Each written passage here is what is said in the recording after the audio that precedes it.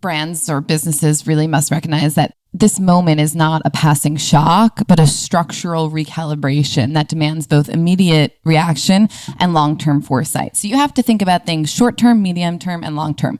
You're not going to reorient your supply chain overnight, right? That's not possible, but you can do things now that perhaps reassure consumers, show empathetic messaging, reorient pricing models and schemes.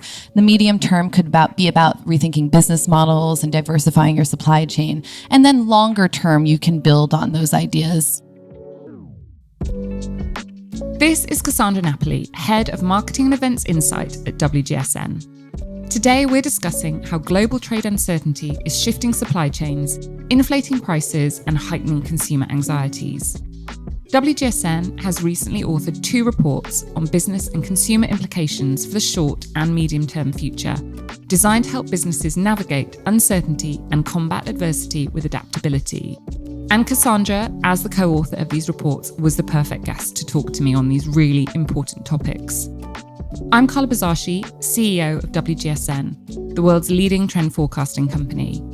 You're listening to Lives of Tomorrow, the WGSN podcast about how we'll live our lives in the future. Cassandra, welcome to the podcast. Now, for regular listeners of Lives of Tomorrow and hopefully Create Tomorrow, the WGSN podcast, which you host, they're probably very aware of you and know all about you. But for any listeners who haven't yet logged on to Create Tomorrow, can you introduce yourself and tell our listeners what you do?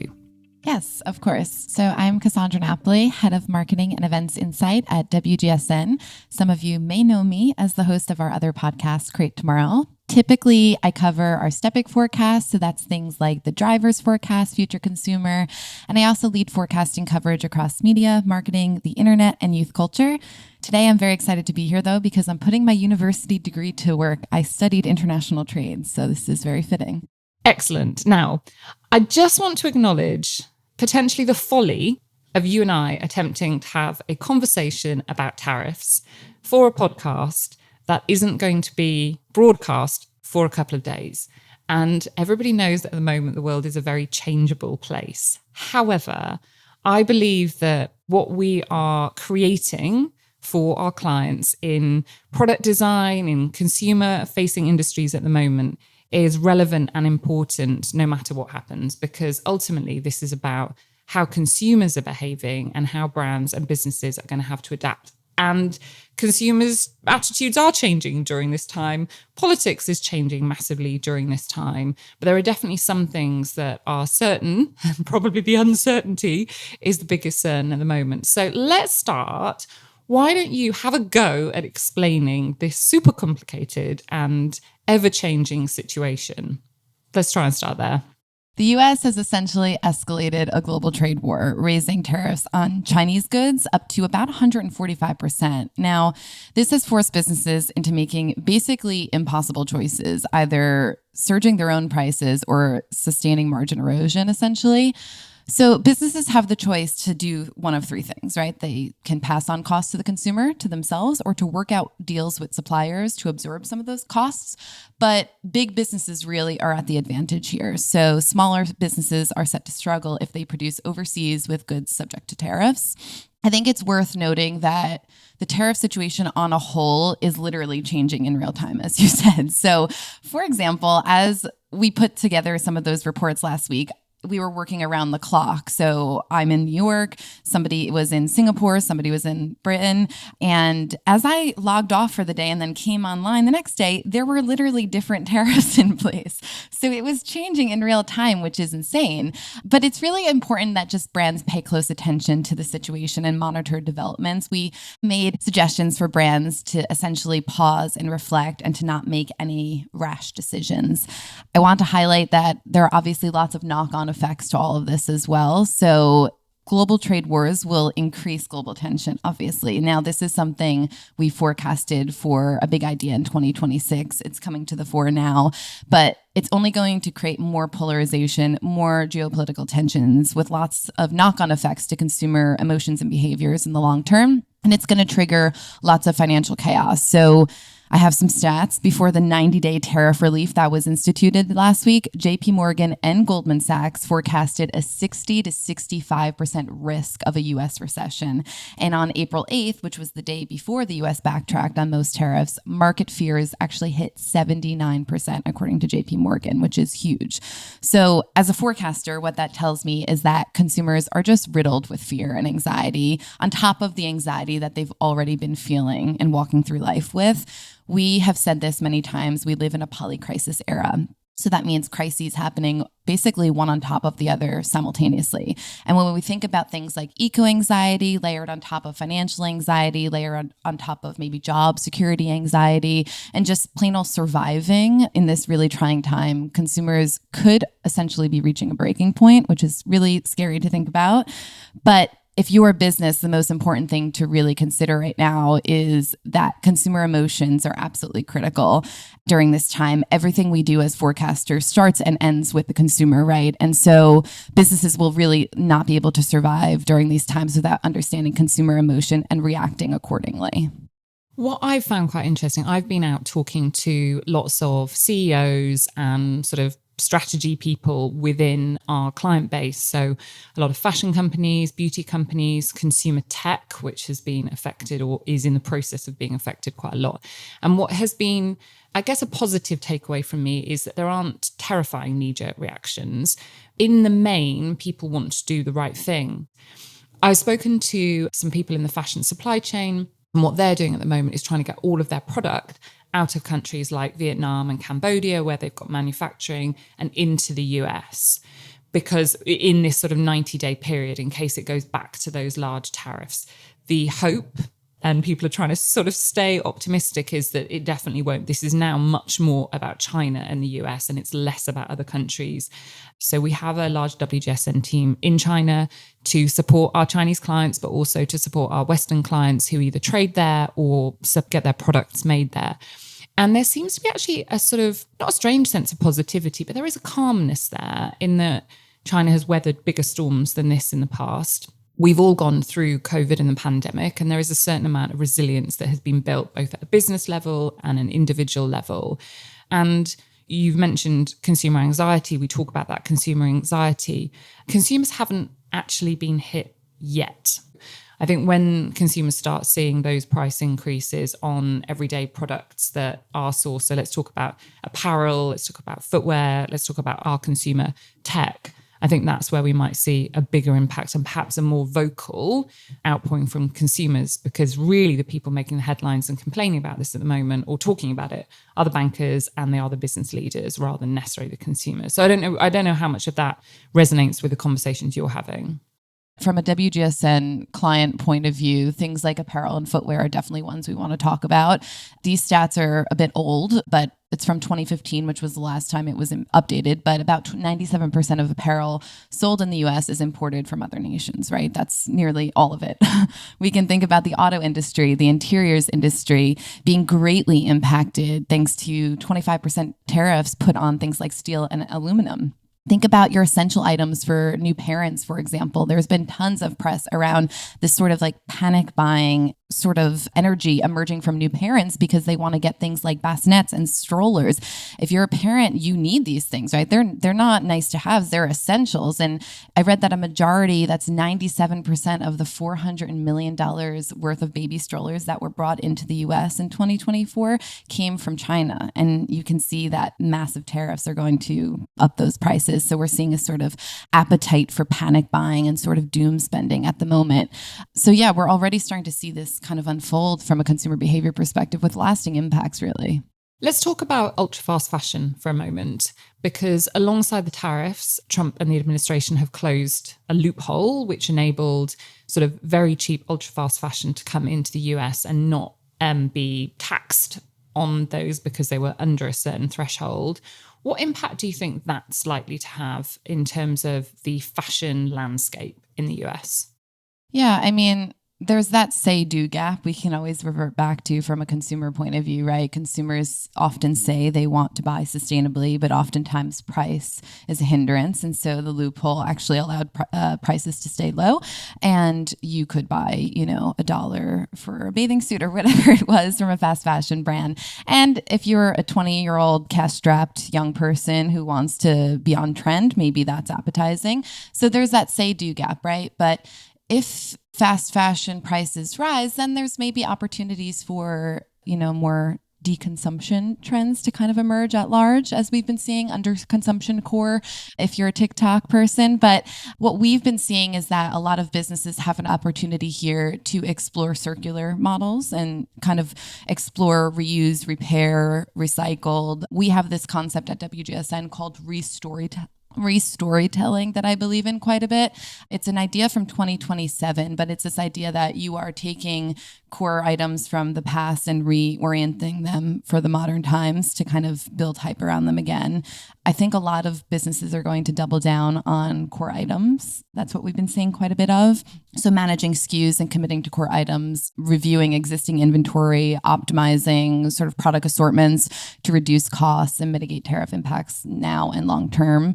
It's about proven sellers, existing stock, repurposing old products, trimming excess inventory, etc. really.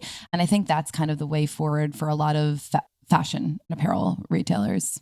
But everything you're saying at the moment, if we took aside the politics and if we took aside the tariffs, none of those seem like bad things. So the rigor and the discipline from making sure that your assortment is sharp, on point, that there's not the superfluous product in there, are not bad things. They're not bad things for the consumer in terms of what they're going to get. And it's not bad for the environment either. In the reports that you co-authored on this, what was the big takeaway? If you're a business leader at the moment, if you can see this having a negative, because just looking at the numbers, obviously this is going to have a negative impact. What's the main advice that we're giving them? Brands or businesses really must recognize that this moment is not a passing shock, but a structural recalibration that demands both immediate reaction and long-term foresight. So you have to think about things short-term, medium-term, and long-term. You're not going to reorient your supply chain overnight, right? That's not possible, but you can do things now that perhaps reassure consumers, show empathetic messaging, reorient pricing models and schemes. The medium term could be about rethinking business models and diversifying your supply chain. And then longer term, you can build on those ideas. There are ways that we can sort of soften the blow now. And I think speed and flexibility, not panic, are the key differentiators between a business that's going to succeed and a business that's going to just sort of be panicking. It's about monitoring the trade war closely, as I said, because it's changing in real time. Regulations are evolving overnight. Adjusting where you can, where possible, and working collaboratively. We talk about this sort of collectivism idea quite a bit in many of our forecasts, and we're seeing this come to the fore right now. A lot of businesses in the same industries are kind of forging alliances and trying to work out deals. And it's all about preserving consumer confidence because of that financial insecurity at the moment, that financial anxiety. Smaller brands are going to struggle, right? Especially if you produce overseas. Larger brands may see this as a time, on the other hand, to rethink their operational costs. But it's definitely important to not stray from sort of meaningful long-term goals here. It's not about skimping on sustainability to save for costs, right? It's about holistically thinking about your supply chain and holistically thinking about your customer journey and what they want. And price saving now is important, but it's not at the expense of sustainability long term.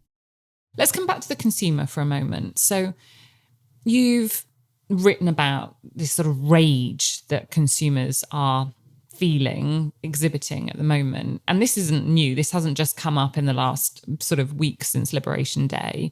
But that sort of volatility of this present moment is kind of adding sort of fire to that, or flames to that fire. How do we dull some of that rage? I believe one way to reduce all of the doom and gloom that's in our market right now is through glimmers. So glimmers are a key idea for 2026, and they're all about orchestrating micro moments of joy. You've written extensively, or you've had podcast episodes that have explored this extensively.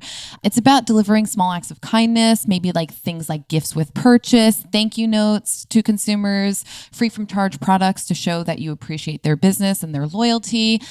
Another global survey found that brands that were considered kind were 35% more likely to have doubled their earnings in the previous 10 years. So literally kindness is good for the bottom line, especially during tough times, because consumers want to see that you align with them and that you show sympathy for what they're going through. I think it's also about offering stress release and stress relief and self-care opportunities for shoppers. Think about like retail therapy in real time, like offering the store as a refuge from the doom and gloom of the outside world. You've talked a lot about play. You recently had a play podcast as well. Yeah. This is like going through the previous episodes. We know what we're talking about. But these are all my favorites. Exactly. And so you had a whole episode dedicated to it, but consumers are literally desperate to seek antidotes to the world around them. Cultivating escapism through immersive play spaces in store or beyond that spark joy or provide an outlet for, calm and restoration really speak to that idea of retail therapy. I also think it's worth noting that customer rage against employees is on the rise. We've been tracking this for a while. It's in our Future Consumer 2027 report. There's a survey out of Australia that said that 4,600 retail workers found that 87% of them experience customer abuse on a regular basis. And this was before price hikes. This was back in 2024. So you can imagine the appetite for, low costs and going into stores, and they're even higher than anticipated. Customers are just going to be filled with rage. So what are we seeing being done about this, right? So the auto space is one that's kind of emerging with some solutions. We have Ford in the US. They rolled out new pricing models that offer employee discounts for all shoppers. So you get an employee discount if you want to buy a Ford, which is nice. We're starting to see this idea of compassionate commerce emerge as well, which I love. So brands are becoming allies through pricing models that offer sort of a respite for price anxious shoppers. The brand Heckle, they have People Care, Planet Care. It's a 4-tiered pay what you feel pricing scheme that allows customers to choose the price they wish based on what they are able to pay on their best-selling products. The Ordinary out of Canada is a big innovator here. So they've launched a choose a price model structure, which allows customers to choose what they can afford to pay based on 3 pricing tiers. This is a little bit more of a gimmick, but a fun one, so I'm going to share it as well. The Ordinary also launched ordinarily priced eggs at its New York stores in response to surging U.S. egg prices. I can speak to this recently. I went into a farm near where I live, and obviously, prices are probably going to be a little bit more at the farm. It was $18 for a carton of eggs. Oh my goodness. So I obviously left and didn't buy them. But this is something that is definitely on par with where consumers are at right now. I think the other thing is that we're starting to see rage being adopted in stores. So there's a Spanish retailer that has a New York store called Mista, and they actually launched a rage room in their stores where consumers could come and destroy things to get their rage out. Again, this was before the tariff conversation, but I'm sure their lines are, through the roof now. You could also, there was a big wall in the store that it was sort of like a collage of people's kind of complaints and anxieties. So you could go in and write a Post-it note, what made you feel full of rage, and you put it as a Post-it on the wall. And it just kind of was a very jarring thing to look at. But yeah, rage is definitely here to stay. It's not going away. And it's about mitigating that rage through various different ways that I said: price structures, compassionate commerce, rage rooms, perhaps, if it and works glimmers. for your brand. Always glimmers. Yes. And glimmers and play and joy, of course. So the repair and reuse, we are already seeing sales not spiking. I think that would be a little bit of an exaggeration. But the resale platforms, certainly this seems also like a likely opportunity for them. Consumers, okay, I'm not going to be able to afford the new pair of trainers. I'm not going to be able to afford that new dress because the tariffs mean that it's going to have gone up by so much. So there's an opportunity on those platforms. Do you think that that's going to give more power to those as well? As in, if you were a retailer at the moment, a brand, should you be looking to the resale platforms and how you can connect, how you can persuade consumers that buying one of your products means that they have resale value afterwards? I'm kind of leading the horse to water here a little bit. It's worth noting, firstly, though, that over half of U.S. consumers say if new tariff or government policies around trade make apparel more expensive, they will actually seek out more affordable options like secondhand. This figure is the highest among millennials at 69%. And if you think about millennials, they've already lived through two once-in-a-lifetime economic crises. So what's another, right? They're very much prepared to seek out that resale value. They know how to cope with these things. In terms of whether this is, here to stay, if this is an opportunity to kind of rethink business, businesses can essentially lean into their archives. This is particularly relevant amongst Gen Z, who's desperate. We just put out a forecast for archival strategies that's investing in re-commerce as new products are subject to tariffs, right? So bringing archives in-house, positioning the shopping experience to customers as an opportunity to find unique limited edition pieces that perhaps were from the past, vintage, etc. It's about tapping into resale as an opportunity for shoppers to purchase at reduced prices and also limiting environmental impact. There's one example we gave, which was Eileen Fisher's Renew resale business, which actually has become profitable now and contributes to the broader bottom line. There's also Walmart, which recently partnered with Rebag and brought pre-owned luxury handbags and watches to its marketplace, really addressing that demand for affordability and high-end re-commerce. I mentioned this earlier. We're really leaning into this idea of re-storytelling. I love this idea. As somebody who's covered like the marketing landscape for so long, I think that this idea of retelling stories from the past through products that have resurfaced or that have resale value, it's so crucial. It helps to kind of reduce that hyper consumerism that we've seen so much in recent years. And we're also longer term. This is not something that you can do immediately, but longer term, we're telling businesses to invest in R&D to develop more sustainable, transformative biomaterials that can be repurposed through waste. So waste as byproducts and new valuable resources, which is we've written about extensively as well. But that's more of like a medium-term strategy that they have to kind of think about and mull over.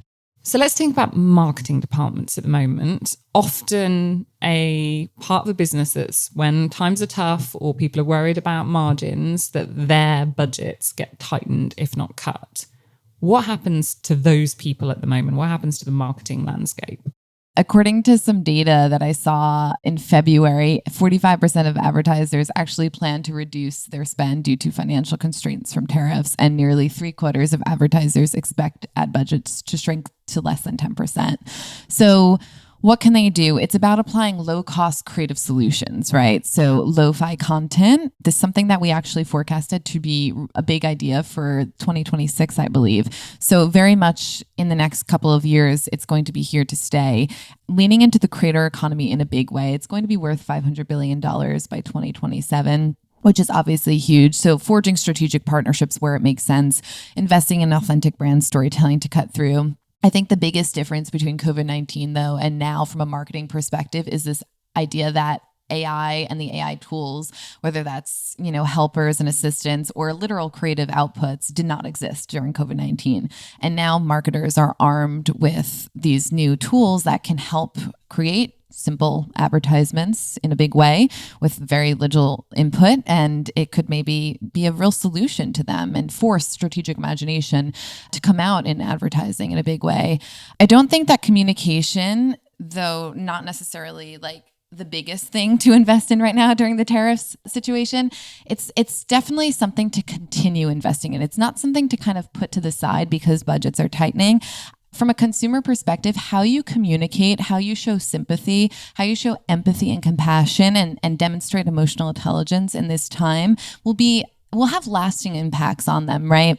As we can't anticipate tightened budgets, really businesses should be reassuring consumers with positive and secure messaging and maybe more informative messaging about why their prices are rising and how often they're going to rise and perhaps when they're going to rise. There's been some businesses we've called out in our reports that have said, buy now because next week our prices are going up. So it's really transparent communication, which is really like marketing 101, simply done, which is so important. It's going to have lasting impact, especially as uncertainty becomes the new certainty, right? We don't know what's going to happen. But if you have a business that shows empathy and compassion in your communication, I think you'll have lasting loyalty long term.